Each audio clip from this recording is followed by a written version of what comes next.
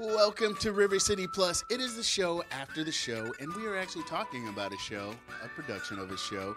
I have Victor Crispin here, and he has a production coming up this weekend. It is called Joy, and it's part of the Yohannas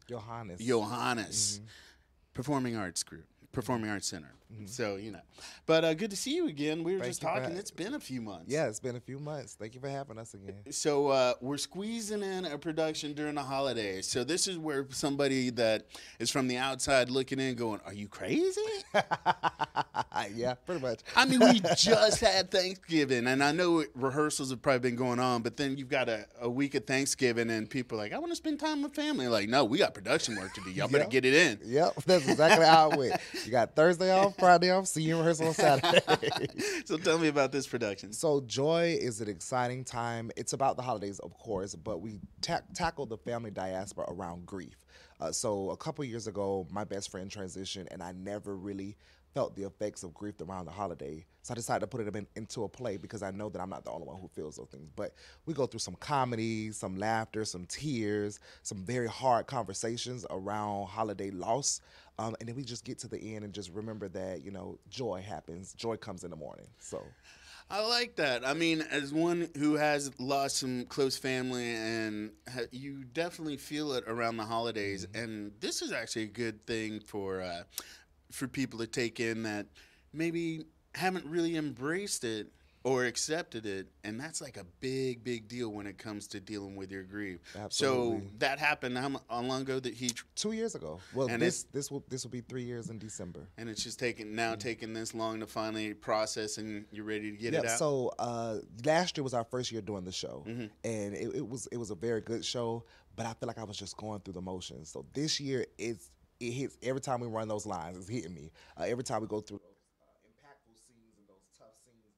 It's just a reminder that I really have to deal with this, But I believe that through the arts, I'm able to convey a message that I just couldn't in a conversation. And when the audience see it, or when the people are in rehearsals, I see people crying like, "Hey y'all, we're in rehearsal," but it's real because this is what people are feeling during the time, and this is how people are actually going through. So yeah, it's a process, but we're getting through.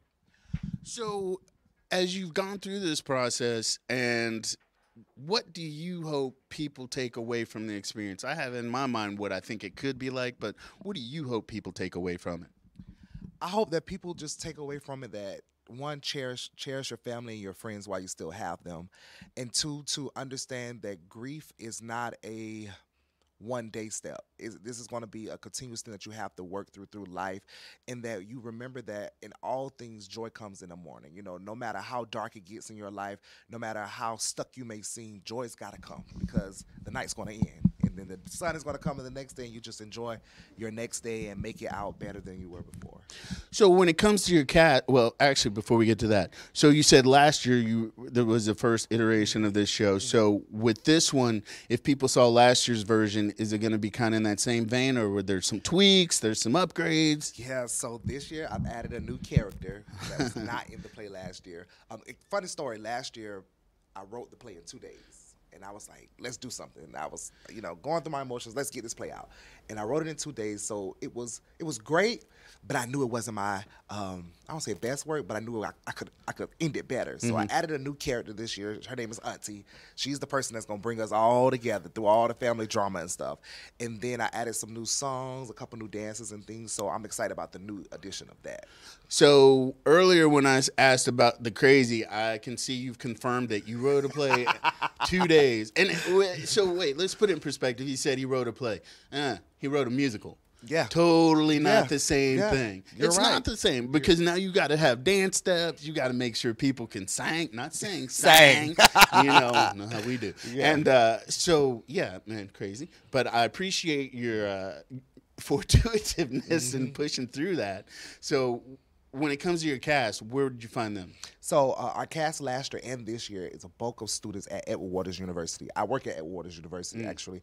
And a lot of our students are engaged in this play. And then we have some community members, of course, that's a part of this play. And then some company members from when we first started are in this production as well. But I want to give a big shout out to Edward Waters University because a lot of our students are in this production.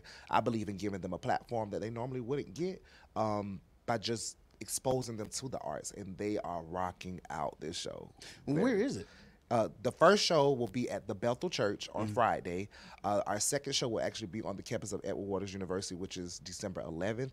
And then our last final show will be in Palaca, Florida on December 14th. Oh, y'all just making the rounds. Yeah, we're making rounds. We got to spread the joy, right? You're like a troubadours or yeah.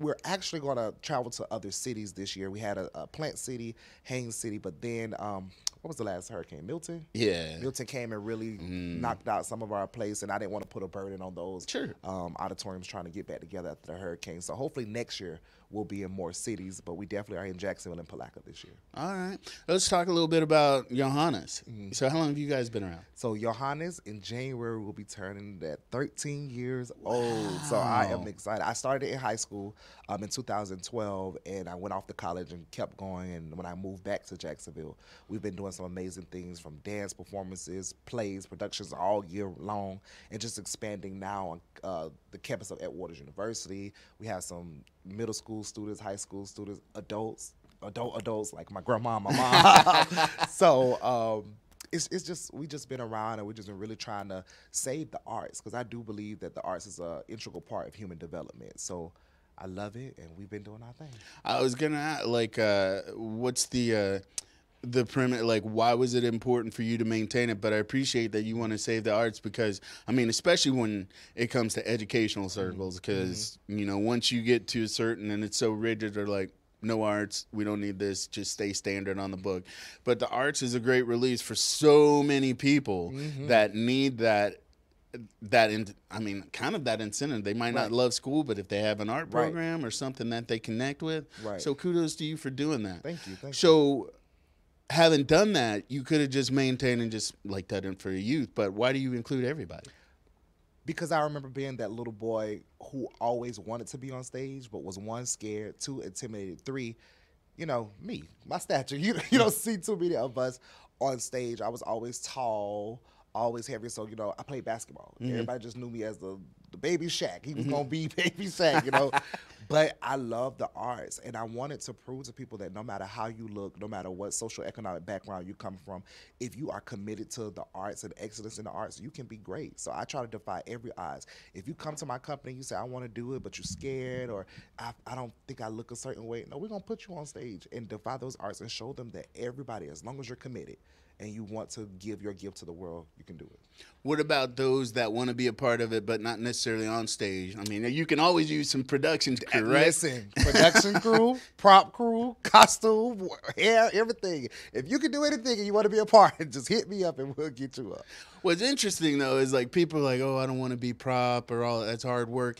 You guys are the engine. I mean, in the grand scheme of things, if you ain't there, you aren't handling business, everybody up front looks trash. They make the show happen. You know. Without them, there will be no us. I mean, and not quite the same vein, but I tell people, like, when it comes to, like, singers and performing, it's like, okay, yeah, you can get up on stage, but the real money, you write those songs for those people. You produce that music. So being behind the scenes, there are opportunities. Absolutely. And then also with what you're doing, you are opening up avenues for people to see that there are opportunities besides just being on stage. Right, and most importantly, there are opportunities here in Jacksonville. You know, a lot of people get up, go to Atlanta, go to LA, go to New York, but we have some talented, when I say talented and gifted people right here in Jacksonville, we don't got to go nowhere. We are the booming city of the South. You know, we are Jacksonville, so we got some great talent here. We truly are. We truly are. And now with the film incentives up here, it's like about to go nuts.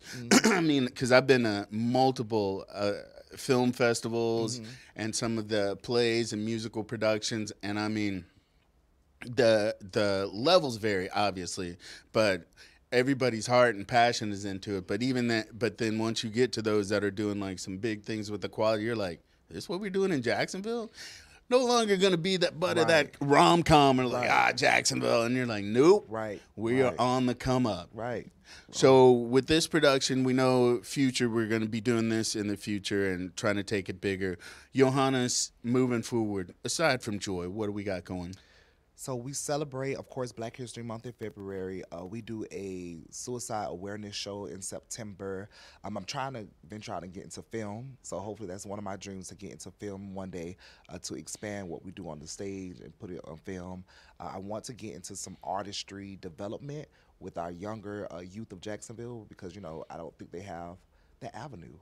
So they sing in the choir at church or they sing in the choir at school, but then that's it. So I really want to do some more development around the city to help our city grow and to help these artists become artists, because again, I always try to be who I wanted when I was younger. So if I can go back and talk to 5-year-old Victor and be like, hey, come on, let's do this, that's what I'm gonna do. So, Now, Yohannas, it's based in Duval, huh? yep. But anybody can come be a part of it. Anybody can come. You send me your audition tape, I got you.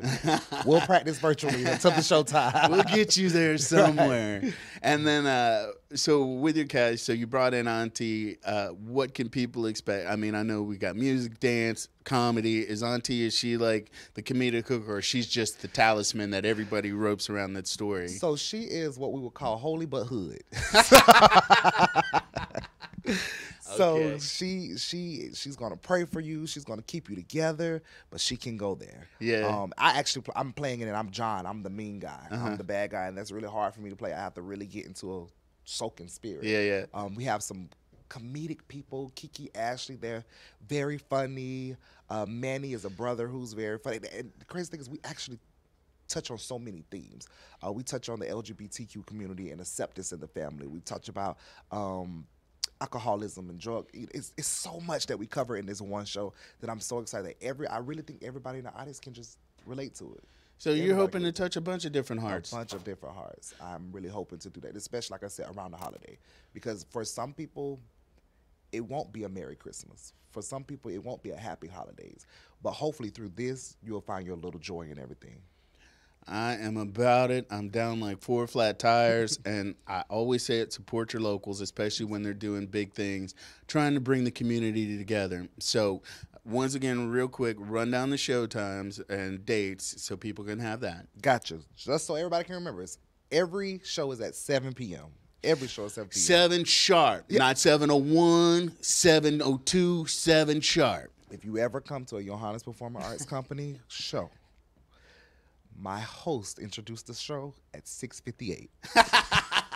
Them Tom Coughlin numbers. Because the first performance is at 7 o'clock. And if you miss the opening, you have to wait until the next time to come in. But it's 7 o'clock every night. December 6th, this Friday, at the Bethel Church right downtown. December 11th on Edward Waters University in the Milne Auditorium. And on December 14th in Palaca, Florida in the Jim Pegnito Theater. So Friday and the next couple Saturdays. Wednesday, Saturday. Friday, Wednesday, Saturday. I'm bad with dates, so, I'm still vacation mode. Don't judge. And if people want to know more, even beyond this production, where would they find you on socials and online? On our website, www.ypacjax.com, social media, YPAC12 on Facebook and Instagram, and also tickets, Eventbrite. Type in Joy. Joy is Joy at Jacksonville, Joy at EWU, and Joy in Palaca. Those are the 3 Eventbrite tickets. All right. So come out, support your locals, maybe have a little moment where you can bond with the cast, or maybe you bring a family member or friend and you guys can sit there and just kind of lose yourself and kind of, how long is the play? It's about 2 hours. Okay, 2 hours. so yeah, perfect time. Yeah. Go get a meal real quick, come in, and then afterwards go have an aperitif. And it's not even going to feel like 2 hours because it's going to like that. Okay. You're going to be so engaged. All right. Engaged. Love it. All right, people. We will be back tomorrow. You know how we roll. So 10:15 River City Plus. 9:30, we've got a lot going on for River City Live.